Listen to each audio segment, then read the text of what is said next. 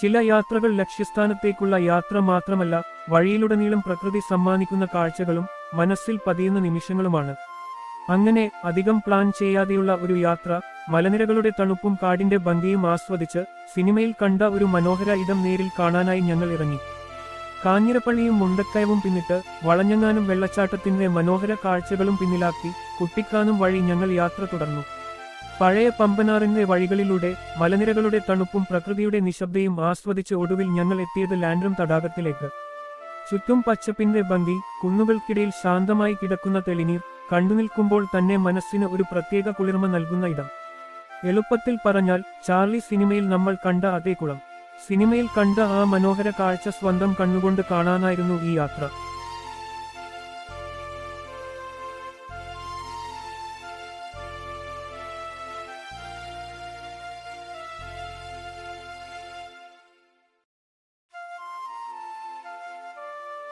അവിടെ എത്തിയപ്പോൾ ആദ്യം മനസ്സിൽ തോന്നിയത്, ഇത്രയും മനോഹരമായൊരു സ്ഥലം ഇത്ര ശാന്തമായി ഒളിഞ്ഞുകിടക്കുകയായിരുന്നോ എന്നായിരുന്നു. കുന്നുകൾക്കിടയിൽ കണ്ണാടി പോലെ ശാന്തമായി കിടക്കുന്ന തടാകം, ചുറ്റുമുള്ള പച്ചപ്പ്, തണുത്ത കാറ്റ്, എല്ലാം കൂടി ആ സ്ഥലത്തിന് ഒരു പ്രത്യേക ഭംഗി തന്നെയാണ്. കുറച്ചുനേരം അവിടെ നിന്നപ്പോൾ യാത്രയുടെ ക്ഷീണമൊക്കെ മാറി. പ്രകൃതിയോട് ചേർന്ന് ആ ശാന്തത ആസ്വദിച്ച് കുറച്ച് സമയം അവിടെ ചെലവഴിച്ചു. ചാർലിയിൽ കണ്ട ആ കാഴ്ചകൾ ഓർമ്മയിൽ വെച്ചുകൊണ്ട് എത്തിയതായിരുന്നു. പക്ഷേ നേരിട്ട് കണ്ടപ്പോൾ സിനിമയിൽ കണ്ടതിനേക്കാൾ മനോഹരമായിരുന്നു ലാൻഡ്രം തടാകം.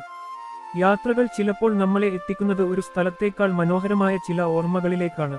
അങ്ങനെ ലാൻഡ്രം തടാകത്തിന്റെ മനോഹാരിതയും മനസ്സിൽ നിറച്ച് ഞങ്ങൾ മടങ്ങി, ഒരു നല്ല യാത്രയുടെ മറ്റൊരു മനോഹരമായ ഓർമ്മ കൂടി സ്വന്തമാക്കി.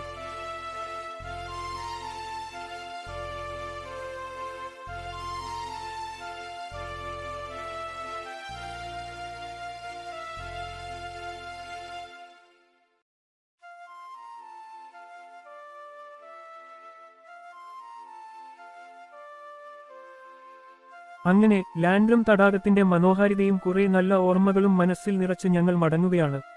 യാത്ര അവസാനിച്ചെങ്കിലും കണ്ട കാഴ്ചകളും അനുഭവിച്ച ആ നിമിഷങ്ങളും എന്നും മനസ്സിൽ ബാക്കിയായിരിക്കും. ഇനിയും ഒരുപാട് സ്ഥലങ്ങൾ കാണാനും ഒരുപാട് യാത്രകൾ ചെയ്യാനും. വീണ്ടും കാണാം മറ്റൊരു യാത്രയുമായി.